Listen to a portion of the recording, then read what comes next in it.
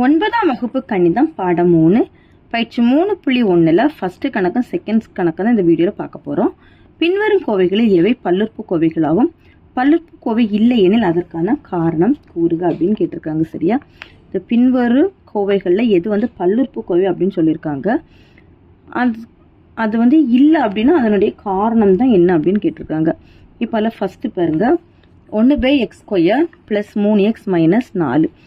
இந்த 1/x², இந்த x² நம்ம என்ன பண்ண போறோம்னா மேலே கொண்டு போகும்போது மைனஸாக மாறிடும். எக்ஸின் அடுக்கு -2 + 3x - 4. சரி, இப்போ பாருங்க, படியில் நம்மளுக்கு மைனஸ் வேல்யூ இருக்கக்கூடாது, பின்ன எண்ணம் இருக்கக்கூடாது. ஓகேவா? மைனஸ் வேல்யூவும் படியில் இருக்கக்கூடாது, பின்ன எண்ணம் இருக்கக்கூடாது. படினா என்னது? எக்ஸ்க்கு மேலே இருக்கக்கூடிய அந்த பவரில் இருக்கக்கூடிய நம்பர், அடுக்கில் இருக்கக்கூடிய நம்பர் மைனஸாகவும் இருக்கக்கூடாது, பின்னமாகவும் இருக்கக்கூடாது. இருந்துச்சுன்னா அது பல்லுறுப்புக்கோவை கிடையாது. எக்ஸின் ஓர் அடுக்கு குறையெண், அதாவது மைனஸ் வேல்யூ குறையெண் ஆதலால்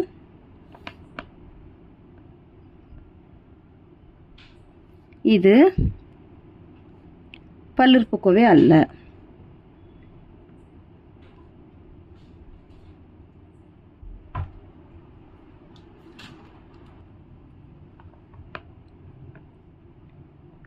அடுத்து செகண்டு, x² × x - 1.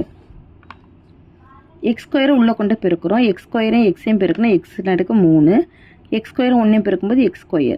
இப்போ பாருங்க, படி எல்லாமே ப்ளஸ் என்ன இருக்கிறனால இது என்னன்னா பல்லுறுப்புக்கோவை. தேர்ஃபோர் பல்லுறுப்புக்கோவை. பல்லுறுப்புக்கோவைனா நம்மளுக்கு காரணம் கேட்கல, பல்லுறுப்புக்கோவை அல்ல அப்படின்னா தான் காரணம் கேட்டிருக்காங்க. இது பல்லுறுப்புக்கோவை. மூணாவது, 1/x × x + 5.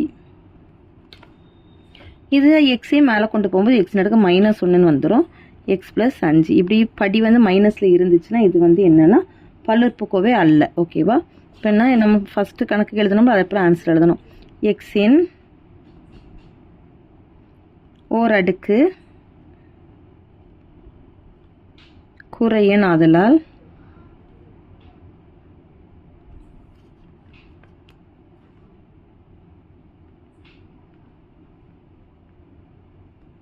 இது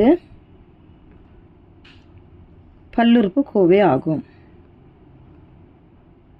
சரி, பல்லுறுப்புக்கோவை அல்ல, பல்லுறுப்புக்கோவை அல்ல. நாலாவது கணக்கில் 1/x அடுக்கு -2 + 1/x அடுக்கு -1 + 7. சரியா? இப்போ இதை மேலே கொண்டு போயிட்டோம்னா ப்ளஸ்ஸாக மாறிடும், x² + எக்ஸின் அடுக்கு 1 + 7 கிடைக்கும். இது பாருங்க, எல்லாமே பாசிட்டிவ் எண், அதாவது ப்ளஸ் எண்ணுனால இது என்னது பல்லுறுப்புக்கோவை. தேர்ஃபோர் பல்லுறுப்புக்கோவை.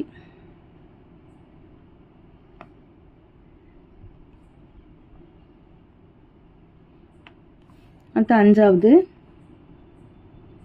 √5x² + √3x + 2 √2. இப்போ இதுலேயும் பாருங்க, x² x இருக்கிறதுனால இதுவும் என்னன்னா பல்லுறுப்புக்கோவை. எல்லாமே ப்ளஸ் என்ன தான் இருக்கனால பல்லுறுப்புக்கோவை.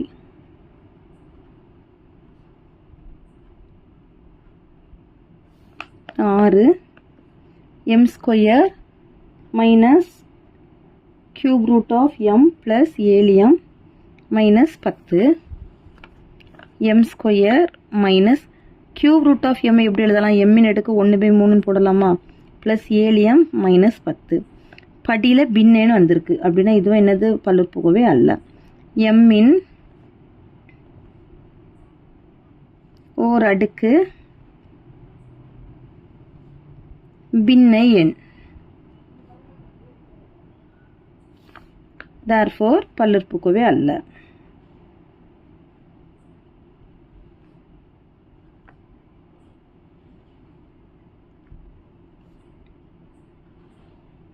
அவ்வளோதான் ஃபர்ஸ்ட் கணக்கு.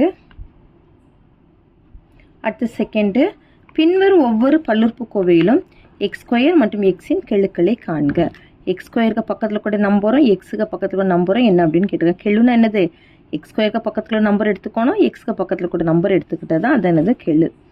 இப்போ x² கெழு is equal to x² முன்னால் இருக்கக்கூடிய நம்பர் 2/5. எக்ஸின் கீழே எக்ஸை தவிர என்ன நம்பர் இருக்குன்னு பாருங்கள் -3.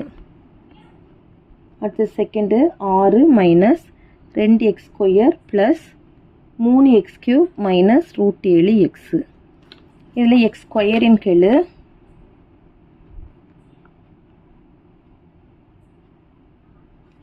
-2 எக்ஸின் கீழே -√7